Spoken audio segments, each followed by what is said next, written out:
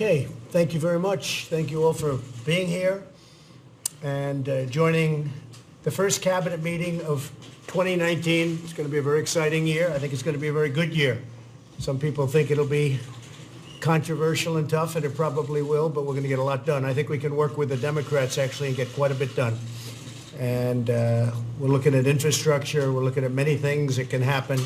I think that both sides want. We just did a very big and very highly touted criminal justice reform bill, and that's a very bipartisan thing, and we finished off the year with that. We had a tremendous year in terms of achievement, whether it's regulation cuts or tax cuts or anything else you can name. So many things we did, judges, including 2 Supreme Court judges and many federal bench judges. So we've had quite a time, and we're going to have, I think, 6 more years of great success, but I think this coming year is going to be tremendous, actually. Every day, Border Patrol encounters roughly 2,000 illegal immigrants. Have to talk about this. Trying to enter our country, 2,000 a day, and that's a minimum. Every week, 300 Americans are killed by heroin, the vast majority of which comes across through our southern border. Our southern border is like a sieve. It just pours through our southern border. And unless we're going to have physical barriers, it's never going to be able to be stopped. Too much money is being made. Last month, 20,000 minors were illegally smuggled into the United States. In the last 2 years, ICE officers arrested 235,000 criminals who were able to come in over the years through the United States. And we have a very tough border. I think you see that even last night, where people charged the border, tried to get through, but they couldn't because we have a wall up. And but tear gas was flying, and a lot of things were happening. And I guess for the most part, you've seen it. It's very sad. If they knew they had a physical barrier, if they knew they had a wall, if they knew they had something that's going to stop them, they would have never come up in the first place. When you see children getting sick, they get sick on the trail up. Very sick. It's a terrible journey. It's a horrible journey. You read the things that go on in those caravans. And if they knew they couldn't get through, they wouldn't even start. Another one's forming in Honduras. And we've very much lowered the payments to Honduras and to a few other countries that are not playing right, because there's no reason for caravans to be forming. They shouldn't allow it to happen. The United States needs a physical barrier, needs a wall to stop illegal immigration and to halt deadly inflow of drugs and crime. You have human traffickers. It's a thing that's horrible. Think of it, human trafficking. They kidnap people, they steal people, and they sell people. And because of the internet, one of the bad things that happens with the internet, one of the many bad things, but because of the internet, it's the highest it's ever been in history. And this is a world problem. This isn't a United States situation. This is a world problem. But the southern border is a very, very highly used place by people that do human trafficking. How can it get worse than that? There's a reason why politicians and wealthy people build walls around their houses and their compounds. President Obama recently built a wall around his compound.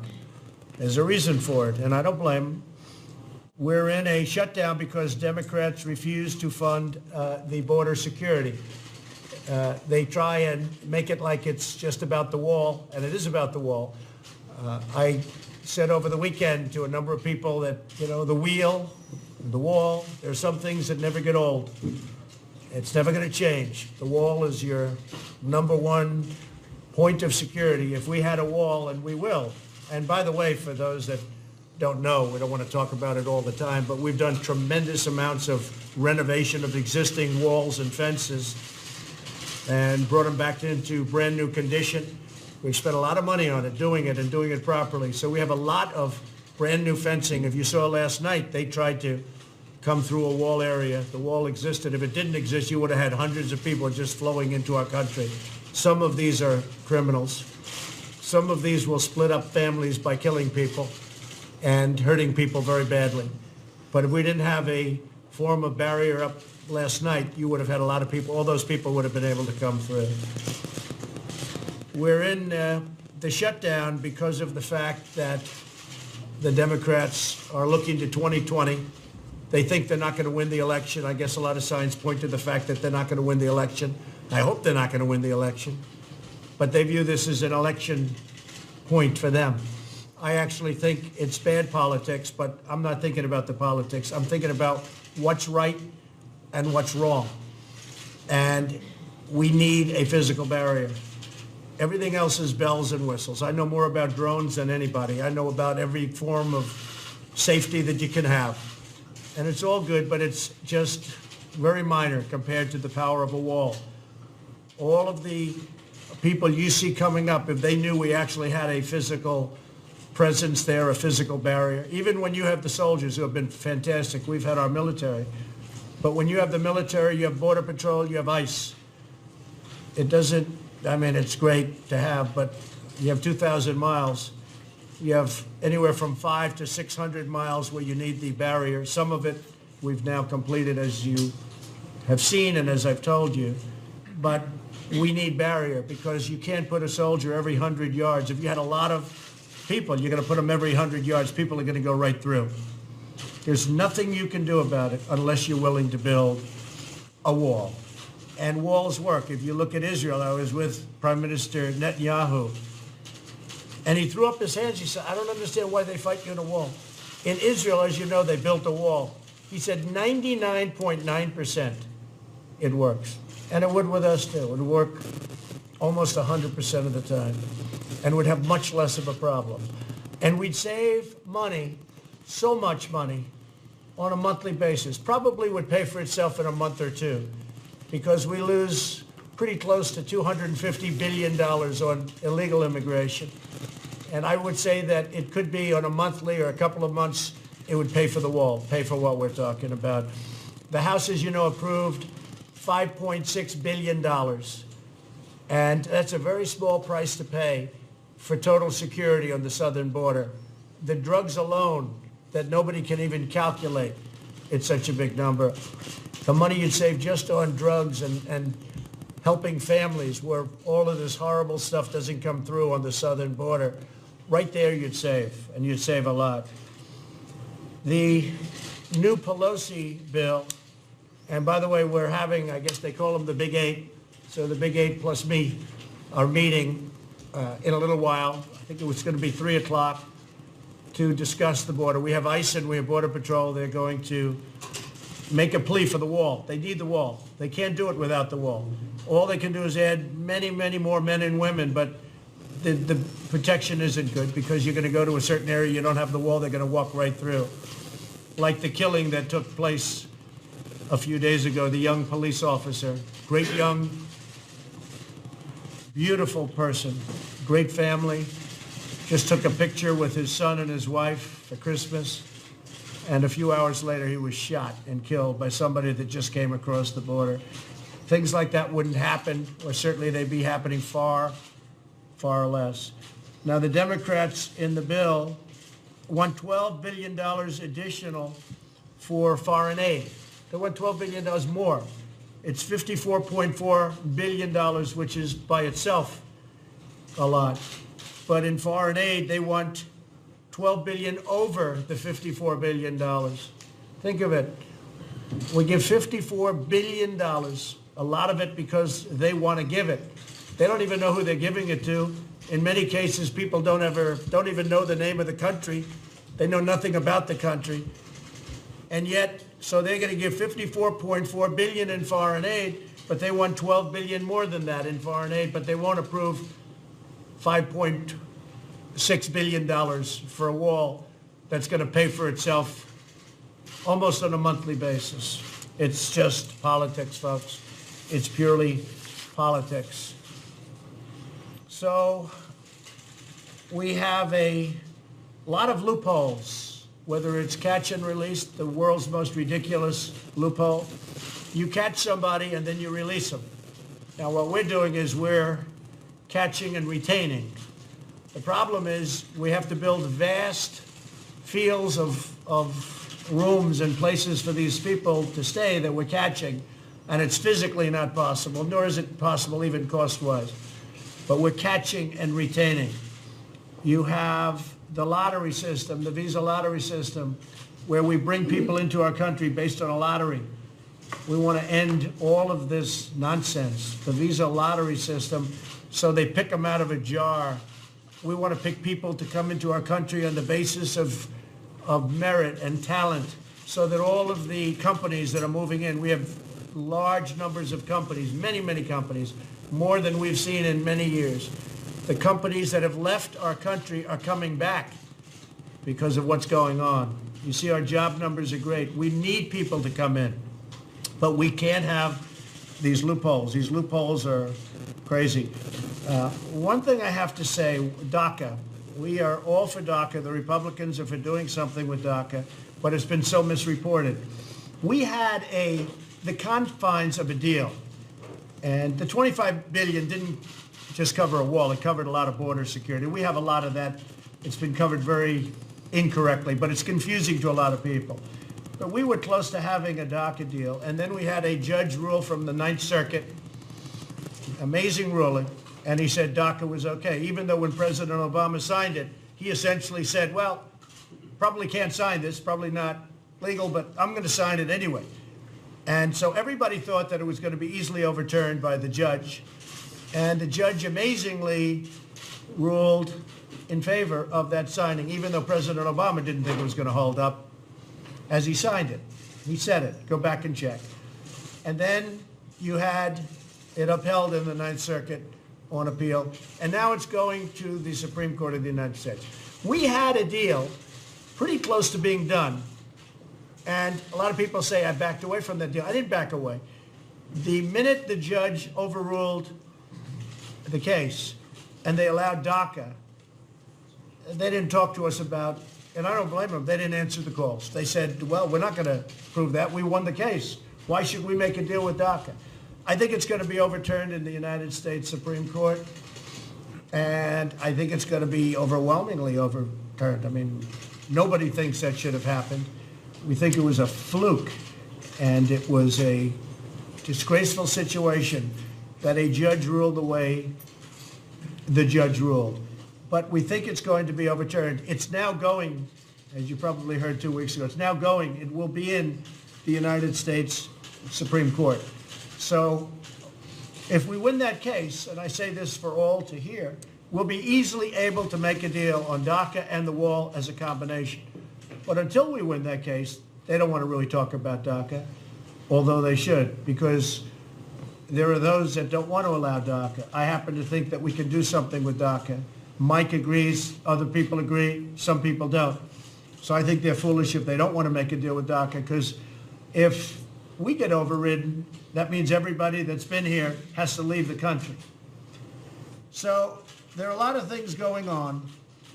We're very proud of what we've done with respect to the wall and the renovation that we've done. It's covered a lot of territory, tremendous amount of miles, and that continues to go on. But we need the wall for the security of our country. People want to see it. It's about border security, and I think in the end we're going to be successful. We are doing so much work right now. You see it going up. It's going up all over. That's the money that we were given.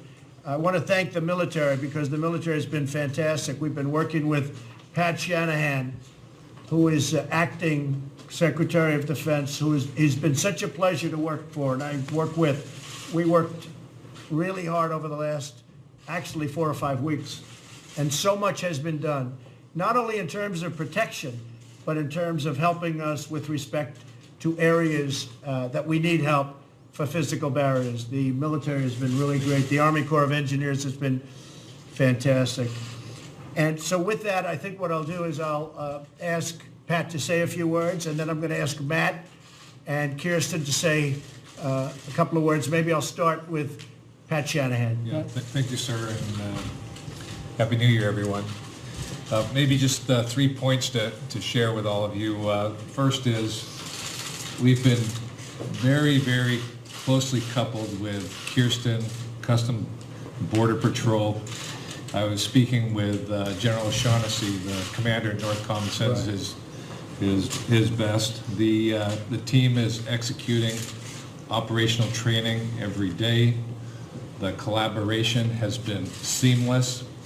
Kirsten, as you know, and she's off here to our right, the National Guard has been in support, and the active duty.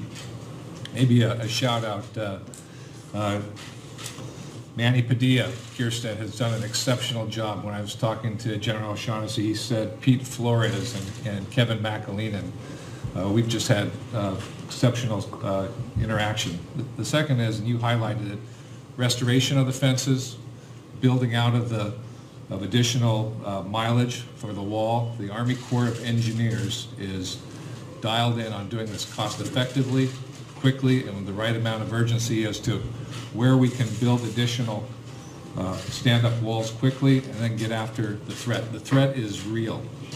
The risks are real. We need to control our borders. And maybe the third piece I would share with you is that we're doing additional planning to strengthen the support that we're providing to Kirsten and her team. Right. Well, your people have been fantastic, and you've headed it up, and I have to say they really have done a great job. And again, we want to finish it, we want to complete it, because you can't have a partial wall, because people come through the area that's not built, but the areas that are built, nobody's getting through. You can't get through unless you're a world-class pole vaulter in the Olympic team. It's very hard to get through. Very few people are able to get through. And you have done really, in particular, you have done a fantastic job. And while we're on you, as you know, I just got back from Iraq. We had a fantastic meeting with the generals and the Syria situation. I mean, I'm the only person in the history of our country that could really decimate ISIS, say we're bringing the troops back home over a period of time. I never said so quickly, but over a period of time. But everybody gives me credit for decimating ISIS. So we do that, and we say we're going to bring the troops back home where they belong. I've been campaigning on that for a long time before I won. A big part of my campaign, I want to bring our troops back from the endless wars. We have endless wars. They're going on for 19 years in the area. But I'm going to bring them home from Syria. So I'm the only one that can do that and get bad publicity. They say, he's bringing them home. Because let me tell you, when I took over Syria, they were supposed to be there for 3 to 4 months, Pat, and they ended up being there for 5 years. So that's a little bit different than you thought, but they were supposed to be there for a short period of time. They've been there for a long time, and we have done a real job, but we are continuing to fight. We never let anybody down, and there was a lot of misinterpretation, but I think you'll see at the end that's working out. We're bringing our troops back home, and we're doing things that are very exciting, that I can't talk about, that I don't want to talk about. They're very exciting. A lot of great people understood it. Lindsey Graham understood it. Some others understood it. But what we're doing is the right thing to do. And in many respects, it's very exciting because I like winning. When I took over Syria, Syria was a mess. It was riddled. I think you could say this better than anybody. It was riddled with ISIS. And now everybody says it's down to 1% of the land. And sometimes you could even say less. 1%. The place was a mess. It was terrible. But we also have to have other countries fighting ISIS. You know, we're helping by doing this. People say Russia and Iran, we're helping them. Everything we do over there helps them. They don't like seeing us leave because we're knocking out ISIS. Let them fight ISIS too. We're spending all of this money. I want to spend money in our country. But we've had a tremendous success in Syria. We're slowly bringing people back and bringing them back. And we're hitting the hell out of them, the ISIS people. And we are doing something that, frankly, if I would have told you 2 years ago when we first came into office that we would have had that kind of a success, nobody would have believed it. They would have said you're exaggerating. It's not possible. But we're down to final blows, and those generals were fantastic. When we met with the generals in Iraq, they were really fantastic. They really know their business. So we have a lot of exciting things to talk about militarily. We've had a lot of victories. I just got a great letter from Kim Jong-un, and those few people that I've shown this letter to, they've never written letters like that. This letter is a great letter. We've made a lot of progress with North Korea and Kim Jong-un. Chairman Kim has been, we've really established a very good relationship. A lot of good things are happening. And I never said speed. Look, it's been this way for 80 plus years. We had our meeting 6 months ago in Singapore. We'll probably now have another meeting. He'd like to meet, I like to meet, but we've established a very good relationship. We're given no credit for it. You know, frankly, if this administration didn't take place, if another administration came in instead of this administration, namely Mike and myself and the group around this table, you'd be at war right now. You'd be having a nice big fat war in Asia, and it wouldn't be pleasant. And instead of that, we're getting along fine. I'm not in any rush. I don't have to rush. All I know is there's no rockets, there's no testing. In fact, I watched last night PBS. I haven't seen it in a while, PBS. And I just noticed, you know, I was in the White House all by myself for 6, 7 days. I was very lonely. My family was down in Florida. They were all, I said, stay there and enjoy yourself. But I felt I should be here just in case people wanted to come and negotiate the border security. But I have to say that I was watching PBS and they really covered it accurately. They said that in Chairman Kim's speech, he really wants to get together. He wants to denuclearize, and a lot of good things are happening. They covered it very, very nicely. I was surprised based on everything I've heard about him. I'll have to start watching PBS much more.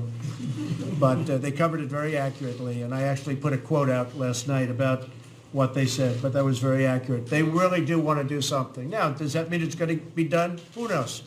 Who knows? Deals are deals. You never know. But I tell you, we've established a very good relationship with North Korea. That was going to be a war. That could have been a World War III, to be honest with you, because that would have, a lot of people would have had to get involved in that all over Asia, and then it spreads beyond Asia. And instead, we have somebody that I really think wants to get onto economic development and making a lot of success and money, frankly, for his country, because North Korea has tremendous potential, and we'll help them out too. But North Korea has tremendous economic potential. And so I look forward to our meeting with Chairman Kim. We'll set that up. We'll be setting it up in the not too distant future. And with that, I'll ask Secretary Nielsen, we'll get back onto the border to say a few words. Please, Secretary. Sure. Good afternoon, Mr. President. So I'm in San Diego reviewing our border security and immigration efforts. Is it working? Can you all hear me? Yes. Okay. And as you've described, sir, in fact, this is a humanitarian security crisis.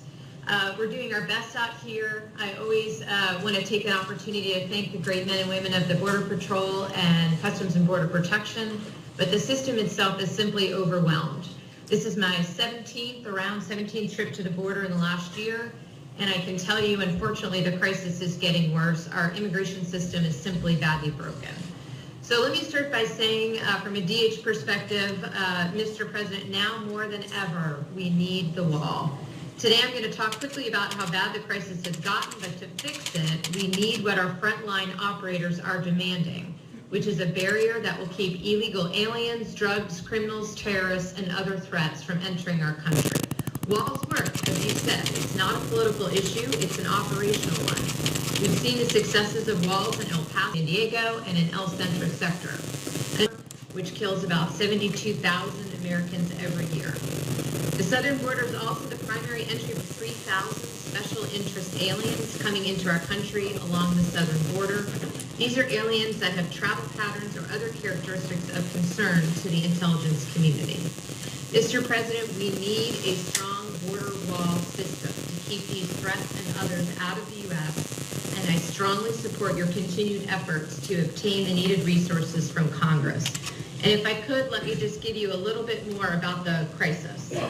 We also need to address poorly written and outdated laws. Simply put, our laws allow illegal aliens into the country and allows them to stay. This must change. Here's the reality of the crisis we're facing. On average, as you said, we see about 2,000 people a day try to illegally enter our country at the southern border. We'll never be able to send the majority of them back home unless and until Congress acts to close the loopholes these people are exploiting to stay in the country. To break it down, there are three categories of illegal aliens arriving at our border: single adults, family units, and unaccompanied children.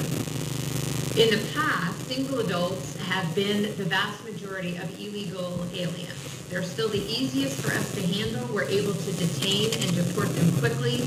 Under your administration, Mr. President, we've dramatically ramped up prosecutions of these illegal border crossers with help from the Department of Justice, and we will continue to do so. But the demographics are changing, and the vast majority of the people that we see now are family units and unaccompanied children. They now make up about 2/3 of those arriving at our borders. Because of poorly written laws and activist court decisions, it's virtually impossible to send them home. We're only allowed, as you know, to hold families for 21 days. That's it. Then we have to let them go under the law. Most of them then disappear into the United States. What's worse, in 9 out of every 10 cases, immigration judges find that these families are not even eligible for asylum in the first place and should be deported. But by then, most of them have vanished and escaped the law. Smugglers and traffickers know this. In fact, they know our immigration laws much better than many members of Congress. They are using this as a fast pass to get illegal aliens into America. The result is an explosion in the number of families arriving at our borders and a massive spike in the number of fake families showing up. They know if they pretend they're together, they're likely to get in for good. And quickly, the third category is unaccompanied children. Because of outdated laws, we cannot send kids who show up alone back to their home countries and to their families. They have to be transferred to the Department of Health and Human Services, which places them with sponsors or relatives in America. The result is we see more and more of them every day. Parents are making the unconscionable decision to send children on long, dangerous, and sometimes deadly journeys to our country. We are busting at the seams. HHS is out of capacity, and under the law, CBP must transfer these kids to HHS. These loopholes serve as a giant magnet, which is now resulting in a humanitarian catastrophe. Our system was simply not built to handle this influx of families and children. The human toll is real and shocking. Women are being trafficked and raped. In fact, 1 out of 3 women report they are sexually assaulted on the journey to our borders. Kids are getting abused. They're getting sick, very sick. Many of them are being recycled and used by smugglers to get more people into the United States. And nearly 70% of illegal aliens report being victims of violence along the journey. 70% of those traveling north to our country. Our hearts break for families who have lost children and those who are affected by this violence. We're doing everything we can to ensure rapid medical care when needed. But the men and women at CBP and ICE are doing the best they can with what they have, but they don't have the facilities, the resources, or the legal authorities to keep up with this crisis. Only Congress can give them that. So, sir, the bottom line, as you know, and as you've repeatedly stated, we need Congress to fund and build the wall, give us the resources to deal with this crisis, terminate the Flores Agreement and grant DHS the authority to detain and remove illegal family unit aliens together, and modify the TVPRA so unaccompanied children can be returned home to their families. Right now, our Border Patrol and ICE agents are spending so much of their time dealing with the overflow that we're having to pull them off important national security cases, counter-drug operations, and more. We can't afford to do this any longer. I want to close by thanking the whole of your administration, the Department of Defense, Department of Justice, HHS, CDC, OMB, and others. We are all working together to address this security and humanitarian crisis. Mr. President, you have brought the rule of law back to our border. The men and women of DHS could not be prouder to be given the opportunity to do the jobs that Congress and the American people expect. But we need Congress to act. We cannot continue to do more with less and attempt to secure our country with our hands tied behind our back. Thank you for your leadership and your continued focus as we work with Congress to try to address this. Thank you very much. It's a really fantastic presentation. I appreciate it. And you have been working very hard. You've been down there. Every time I called, you're at a different location along the border trying to straighten it out. If we had a a wall or a barrier that was not penetrable, you wouldn't have people making that journey. And I think we can say that, Kirsten, if we had the wall, people wouldn't even bother making the journey, because the journey is tremendously dangerous, horribly dangerous. And children are getting sick. They're being accosted. You heard what the secretary said about all of the crime and rape and everything else that takes place during that horrible journey. If they thought they couldn't get in, they wouldn't be making the journey. And again, we want people coming into our country. We need people to come into our country, but they have to do it through the system. They have to do it legally. And we want people coming that can help our country, where it can be based on merit and achievement, people that are going to help the companies that are coming into our country, which are so many. So I want to thank you, Secretary. It was a great presentation. Thank you very much. We really appreciate it. Acting Attorney General Matt Whitaker, please. Sir, Mr. President, I will start by highlighting the fact that you stayed in Washington, D.C. over the holidays, giving up Christmas with your family, New Year's with your family, trying to bring an end to this shutdown and security to our southern border, while some members of Congress went on vacation and ignored the problem. You have demonstrated your dedication to delivering on this critical issue for our country and for the American people, but Congress has to act. They have to fund the wall. It is undeniable that a border wall improves the security of our southern border. A wall would reduce the flow of drugs, gangs like the violent MS-13, and criminals across our border, like you highlighted the brave officer who was a legal immigrant who was murdered by an illegal immigrant in California. It would reduce the incentives for individuals who attempt to enter illegally and restore integrity to our immigration system. Also, we need Congress, as Secretary Nielsen pointed out, to close the loopholes in our immigration laws. Not only do the loopholes in our laws frustrate DHS's ability to enforce our immigration laws, including the TVPRA and the judicial rulings that prevent DHS from detaining family units together, but these loopholes overwhelmingly contribute to a substantial number of meritless cases languishing in our immigration courts. During the shutdown and afterwards, the Department of Justice will continue to do everything within our power to support both DHS in its critical mission and address illegality at the border. Illegality will not go unchecked. We will continue to prosecute aliens for committing immigration-related crimes like illegal re-entry and illegal entry, which are at record levels for prosecution currently in your administration, and we will never let up. We will continue these efforts targeting transnational organized crime and criminal gangs like MS-13. The immigration courts are working. We have been completing cases at levels we haven't seen in years. We have over 400 immigration judges on board, and we are hiring more. And we are restoring the rule of law to our immigration court system. We will continue to do everything we can, and we are seeing tremendous progress, but the number of cases originating from the border are overwhelming the system. We will continue to defend our actions, your administration's actions, in federal court as well. This administration has taken strong action to restore legality to our immigration system, but advocates continue to try to frustrate us in federal courts. We will prevail.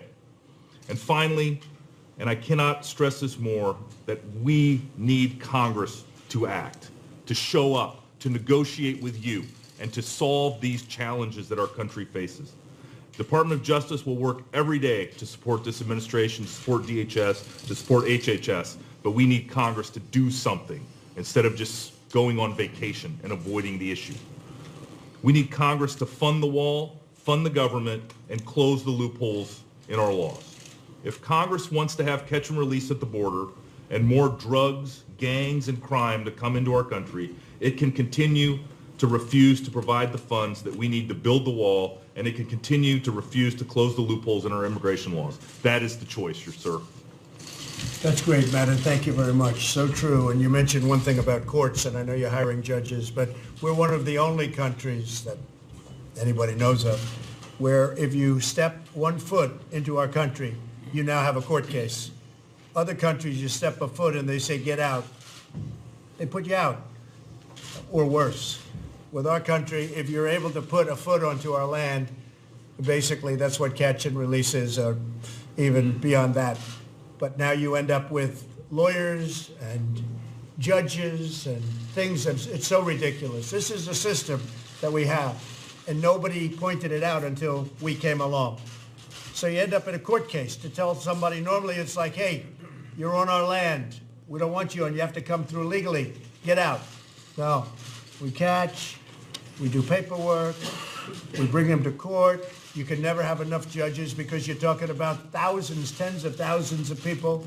You end up in trials, but the trials don't take place because what they have to do, because it's impossible to hold all of it. This is by law.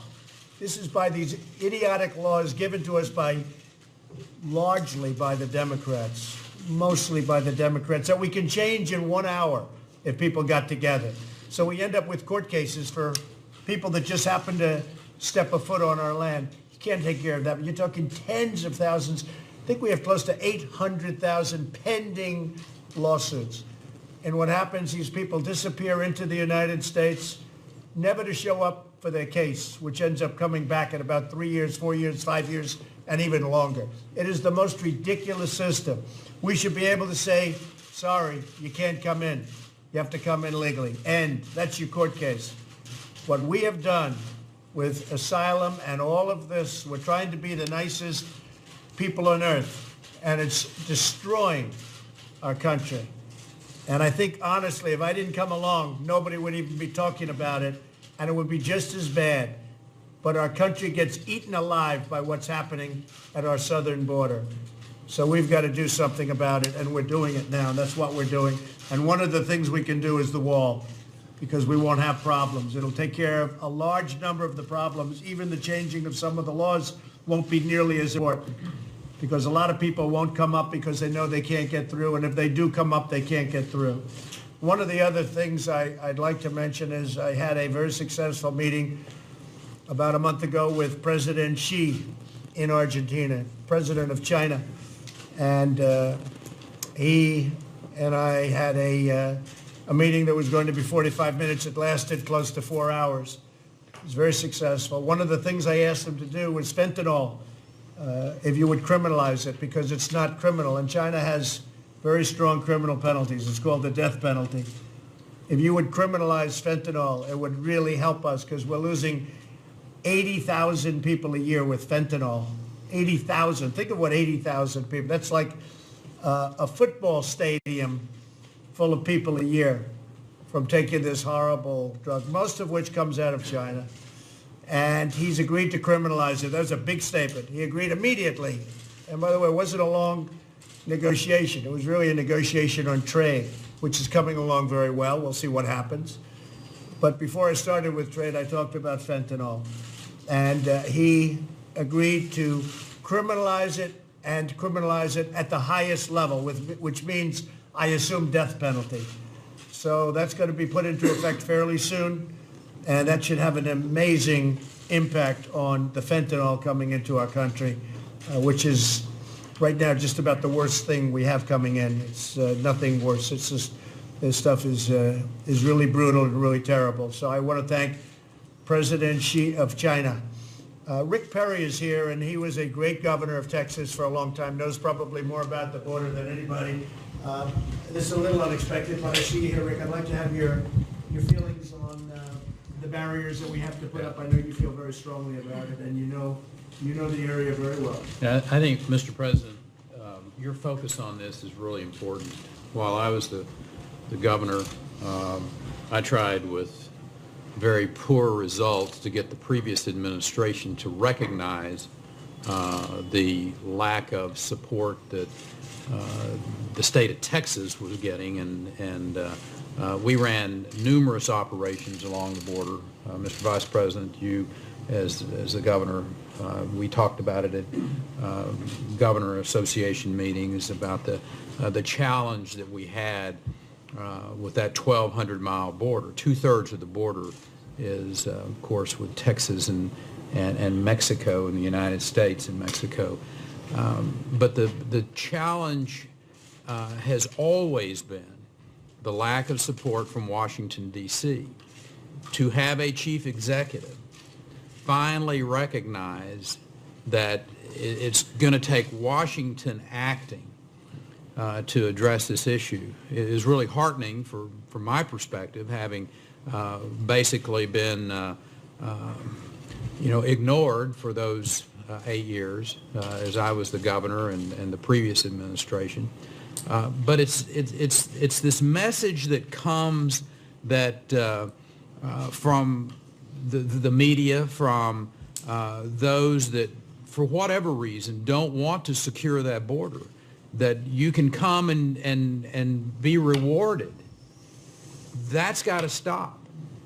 And one of the ways to do that is obviously with a clear message to those that are trying to use that border as a access into the United States is there's not a reward anymore. Don't come. When the summertime gets here, the humanitarian issue here, Mr. President, that all too often doesn't get talked about. I mean, the lives that are lost in Mexico, in the desert Southwest, in that region of Texas that is incredibly inhospitable, when you're out there trying to cross it. I mean, that's the heart-rending side of this story, Mr. President, that you're trying to address here. And, I know here over the course of the last couple of weeks, there's been some stories about young people who lost their lives, a couple of young people who lost their lives, and our hearts go out for them. But what about the literally hundreds of people who have died trying to cross that border because of the incentive that people have given them, all of these different incentives to come and penetrate that border? And you're standing up and saying, don't come. Don't put your family in jeopardy.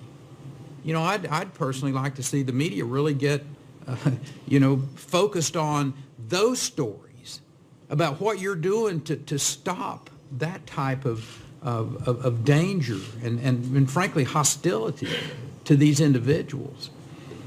Building that border security is the most powerful message that we can send. But the most powerful message is from the Chief Executive of the United States standing up and saying, Congress, you got a responsibility, a duty to protect and defend the people of this country. I'm sitting here ready to negotiate with you. I'm sitting here ready to find a solution to deal with this horrendous condition that we find in this country. All they need to do is come and sit down with you, Mr. President. I know where your heart is. I know where the people around this table's heart is. We're ready to find a solution to this issue of illegal immigration, of drug trafficking, of potential terrorist activity along that southern border. And we've got the expertise. All we need is the will from Congress to come, and we'll be more than happy to partner up with them and find a solution to this. That's really great. Thank you very much. And they'll be here, I guess, at 3 o'clock. So we'll see what happens. We'll see what comes of it.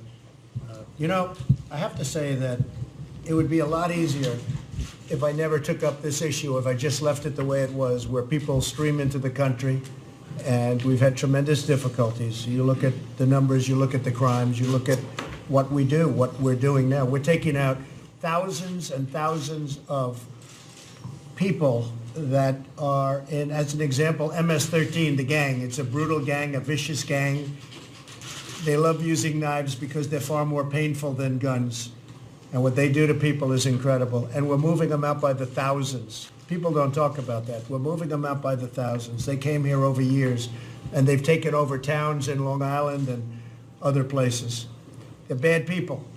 And we're doing tremendous, we're doing big numbers. They don't like Donald Trump, I can tell you that. They don't like me at all, and that's just fine. That's the way I want it. But MS-13 and other gangs, we're getting them out.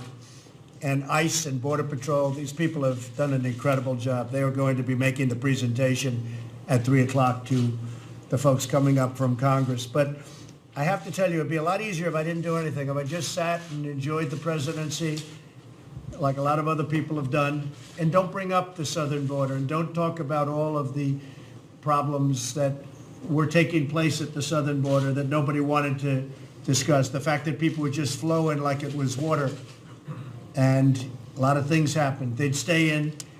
Look, when you hear, I've been hearing 11 million, I've been hearing 12 million, I've been hearing 35 million. For years, we've been hearing the same numbers. You've been hearing the same numbers. I used to hear 11 million all the time. Would always stay right at 11. I said, does it ever increase or go down? No, it's 11. Nobody knows. It's probably 30, 35 million people. They would flow in mostly from the southern border. They'd come in, and nobody would talk about it. Nobody would do anything about it. And a lot of problems were caused, including problems to our educational systems, to our hospital systems, to so many different things that we have, and tremendous damage was done. So it would have been a lot easier for me to sit back and just let it continue, but it was out of control. And our strong economy makes it even more difficult because people come up because our country is doing better by far than any other country in the world from an economic standpoint. We're the talk of the world. And we had a little glitch in the stock market last month, but it's still up, I guess, around 30% from the time I got elected. And it's going to go up once we settle trade issues. And once a couple of other things happen, it's going to go up. It's got a long way to go, tremendous amount to go. The trade deals we're making are fantastic for our country, fantastic. Whether it's China, Mexico, Canada, South Korea. We started negotiations with Japan. They're all one-way streets. They were bad for our country, good for their countries. We're changing that. Pat's working so hard on the military. We were taken advantage of by so many countries on our military. We're providing all they want, and they're not helping us. They're not doing anything toward helping us monetarily. It's disgraceful. I've been saying it for years, disgraceful. We're giving military protection to countries that are very wealthy, and they're not doing anything for us. You can call them allies if you want, and we have some great allies, but a lot of our allies were taking advantage of our taxpayers in our country. We can't let that happen. And Pat Shanahan agrees with that, and he's agreed with that for a long time. So, and that was very important to me. I couldn't get other people to understand it. They couldn't understand it. They didn't get what I was saying. So a lot of great things are happening. It's a lot easier if I did nothing and we just kept going the way. But eventually, at some point, really bad stuff would take place. So we're very proud of the job we're doing. I'm very proud of the people around this table. I'd like to... We're talking about the migration coming up, and just if Alex Azar, who's been doing a fantastic job getting drug prices down, we're almost ready to make that big final push where they're going to see something, Alex. It's not an easy situation. They've been trying for years, but I don't think anybody's actually been trying. We have been, and we've done an incredible job. You'll see a final couple of strokes made. It's going to be, which takes a long time to set up statutorily. Statutorily, we've gone through a big process, and I think you're going to see a tremendous reduction in drug prices. And a lot of great work was done, along with Secretary Acosta, who has created some incredible healthcare programs, cooperative programs, where the price of healthcare has really gone down much far below Obamacare, far below. And some really great programs that people are signing up, I hear, in tremendous numbers. Yeah. I'd like to, and thank you, very great job you've done on healthcare. A lot of people don't know about it, but we've set up some incredible healthcare programs that are far better than Obamacare and a lot less expensive. But if I could ask Secretary Azar just to say where the children are coming up and they're very sick by the time, these are young children, and they're forced to come up. And remember this, the coyotes, these are bad ones. The coyotes, but not stupid. They know our laws better than the people that wrote them. The coyotes are using children to gain access into this country. They're using these children. They're not with families. They're using the children. They're taking the children. And then they dispose of the children after they're done. This has been going on for years. This isn't unique to us, but we want to stop it. Secretary, if I could ask you to just... In the efforts to secure our borders and fix our terribly broken immigration system on the way to this country. Parents should not send their kids on this journey. This is not a compassionate act. It is a dangerous act. It is endangering your children. Unfortunately, more and more minors have been arriving at our border over the last year. When UAC are apprehended at the border, the Department of Homeland Security takes them into custody. DHS then refers them to HHS, where we then select a grantee to care for them until we can release them to a suitable sponsor. While we saw a dramatic drop in the number of unaccompanied children arriving after the president took office, the numbers are now rising significantly. In calendar year 2017, we received approximately 29,000 unaccompanied children. In calendar year 2018, we received approximately 51,000 unaccompanied alien children referrals, almost doubling from the previous year. Currently, there are almost 13,000 unaccompanied alien children in our care, and we expect that number to rise during the new year. We brought more capacity online to address the situation, almost doubling our capacity in the past year. But having to continually expand capacity is simply a symptom of a broken system. Caring for unaccompanied alien children in an appropriate environment is also incredibly expensive. Care for UAC in fiscal year 2018 cost about $2 billion just for that. And we expect something similar for this coming year unless the situation is addressed. Imagine if we secured our border and we didn't have to spend that $2 billion caring for these kids, what we could do with that $2 billion. We also have had to provide technical assistance and surge capacity to help address medical needs of both adult and children migrants when they arrive in DHS facilities. We're proud of the standards that we set for the care of these kids in the Unaccompanied Alien Children program, but this is a tragic, unsustainable situation that will continue until our immigration system is fixed. As the President mentioned, we need a system that discourages parents from working with smugglers to bring minors into our country on this dangerous journey, and we need it now. And I also want to note, Mr. President, that great work you did with President Xi on getting fentanyl scheduled so that it's a crime there to cut down on the flow of fentanyl to this country. If we do not have border security on our southern border, it's going to redirect to Mexico, and it's going to come in from there and keep killing American citizens, even with China scheduling and stopping the flow from China. We'll get it out of Mexico if we don't get this border secured with a wall. Well, thank you very much, and thank you also on what you're doing with drug pricing. It's going to be something. I really think it's going to be something very spectacular. We appreciate it. Thank you, Secretary. Mr. Vice President, please. Thank you, Mr. President. And having spent the Christmas break here in Washington along with you, I want to thank you for the strong stand you've taken for border security, not just because you said you would, but because, as the Cabinet and the nation looking on today can see, you recognize that we have a crisis at our southern border. We think of the tragedy of Officer Singh, a legal immigrant to this country, being struck down by an illegal immigrant at the time of the Christmas holiday. We think of the videos that the American people woke up to today of a large assault on our border that required our Border Patrol to deploy tear gas.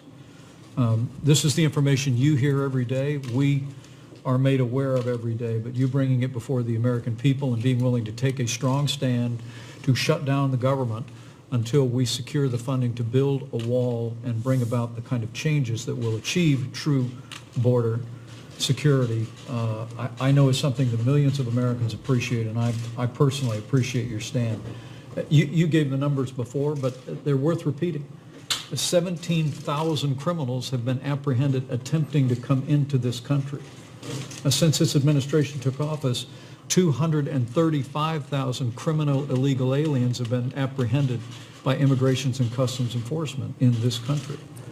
We think about the tragedy along the border that the secretaries both spoke about today, but we think of the human cost to the American people and our society by not addressing this issue in a meaningful way.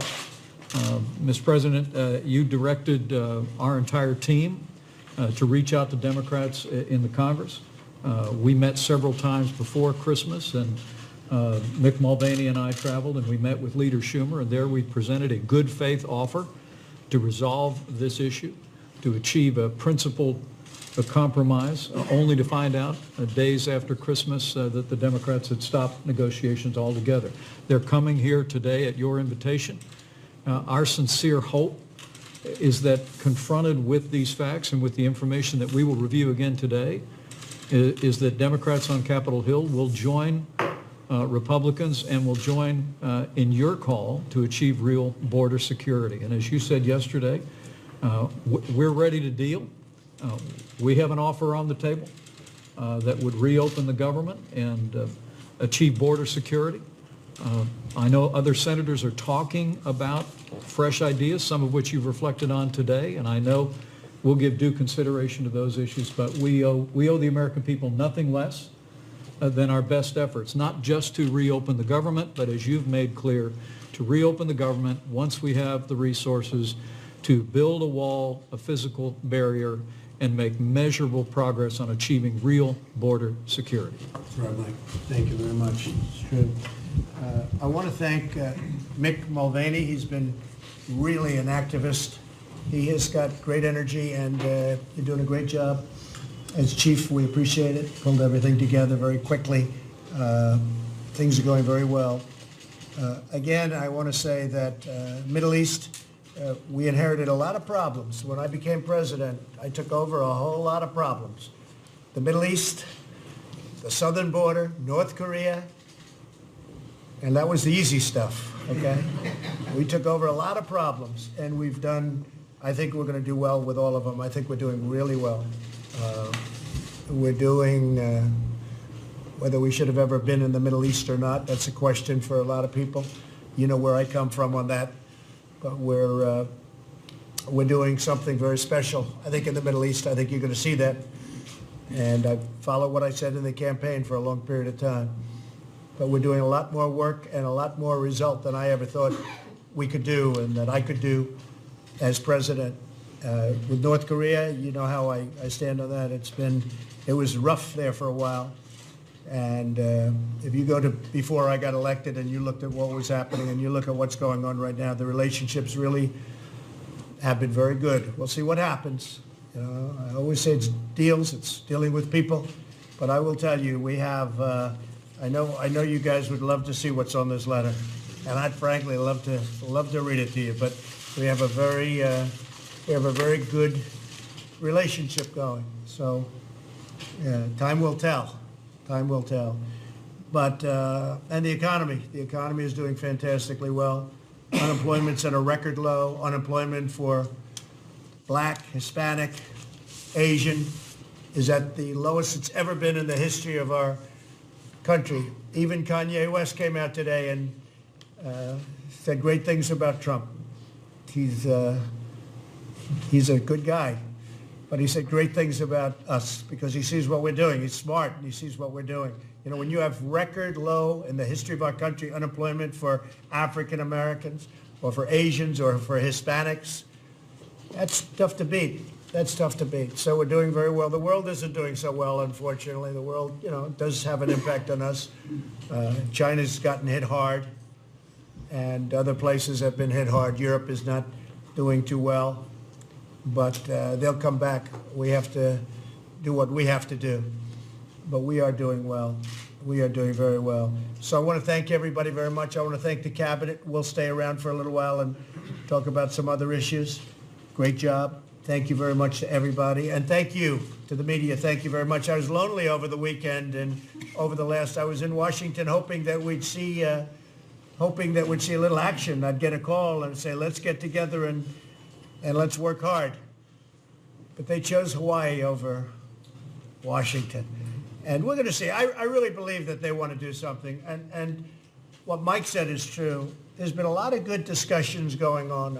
Jared has been working very hard.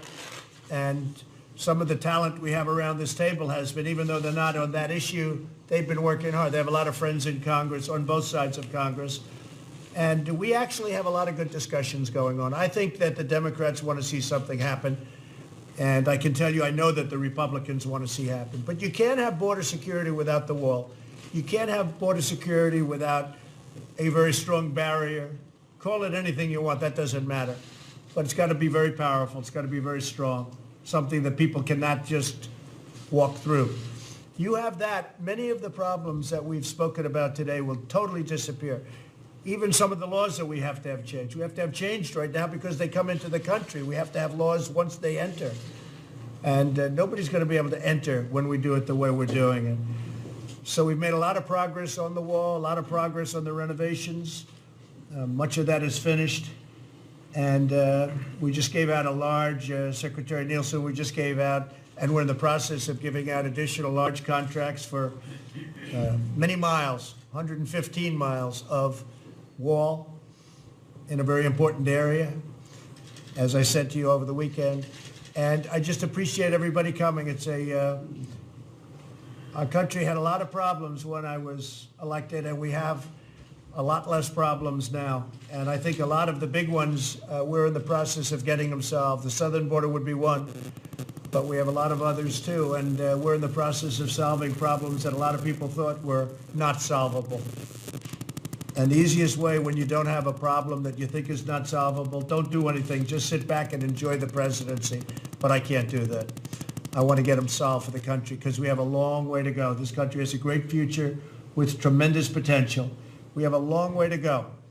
And we want to solve the problems, not just sit back and enjoy the presidency. So thank you all very much for coming. We appreciate it. Thank you.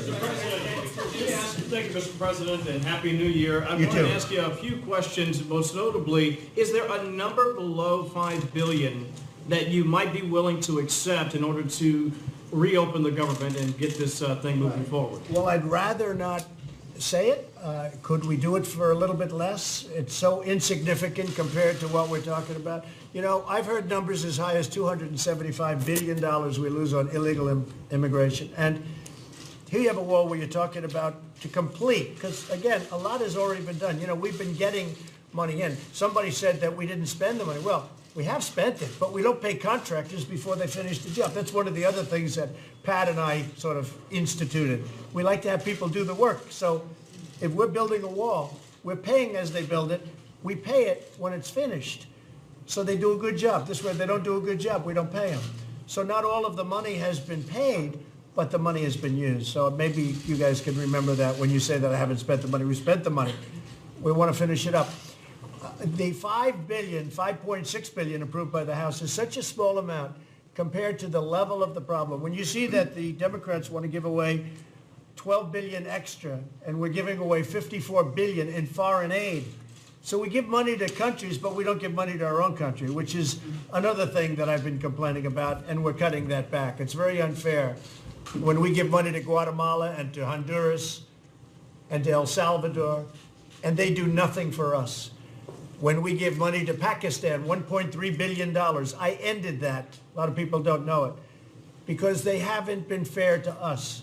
We want to have a great relationship with Pakistan, but they house the enemy, they take care of the enemy. We just can't do that.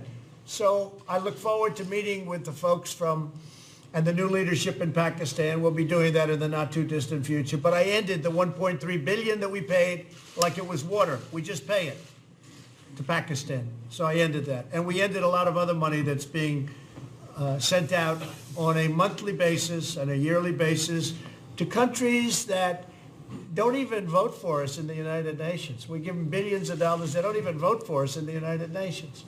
When we want something to help certain countries, and you know, it's not all about the rich countries, because the rich countries really do take advantage of us because they pay a very small percentage of their military, and they cheat on trade. They take advantage of us on trade. Other than that, they're wonderful, okay? But there are countries that are poor, that we will come. We don't want anything from them. We want to help them. There's some horrible things going on in the world, and we want to help those people. We don't want money from them. We don't want that. We're not looking for that. But when you have massively wealthy countries that have very low military costs because the United States subsidizes them, so they take advantage of us on military. They could easily pay us the full amounts, and they also take advantage of us on trade. So when I speak up, I mean, that's why I got elected. Issues like that, issues like the border. And it would be so easy not to do anything. When they say I'm not popular in Europe, I shouldn't be popular in Europe. If I was popular in Europe, I wouldn't be doing my job, because I want Europe to pay. Germany pays 1%. They should be paying 4%. They're paying 1%. They should be paying even more than that. Other countries pay a small percentage of what they should be paying. So, when I say, I'm sorry, folks, you have to pay up, I shouldn't be popular in Europe. They do a poll. I was at 88%, and now I'm at, very low number. In Europe, I don't care about Europe. I'm not elected by Europeans. I'm elected by Americans and by American taxpayers, frankly. So, I think my relationship, I will tell you, with the leaders of Europe is very good. A lot of them don't even understand how they got away with it for so many years. I'll say to Angela, and I'll say to many of the other leaders, I'm friends with all of them, I'll say, how did this ever happen? And they sort of go like, I can't believe it either. They can't believe it. You know why? Because they had presidents and other people within administrations in the past that allowed them to get away. Like some of them would say, well, no one ever asked us to pay. We have negotiations going on with numerous countries right now to pay a lot of money to the United States for what we're doing for them. I wouldn't say they're thrilled because they've had many, many years where they didn't have to pay. So now they're going to have to pay. And if that makes me unpopular in those countries, that's okay. But we're doing tremendous service to those countries, and they should at least respect us. They didn't respect us, and that was the problem. Go ahead. Thank you. You treat me so nicely, I have to give him a second. No, I appreciate it, Mr. President. I want to follow up. Maybe the military has an angle here or a possible... They have no angle. They I have know no the angle. angles. I know every angle. No, they have no angle. The military, under past leadership, including for many years, was taken advantage of by other countries, allies and not allies. They were taken advantage of.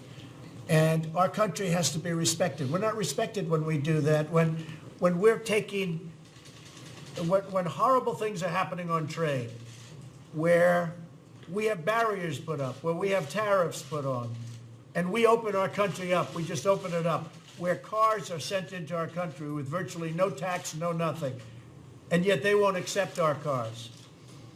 When cars are sent in and they pay no tax, but we're expected to pay 25, 40, 50%, and we pay nothing.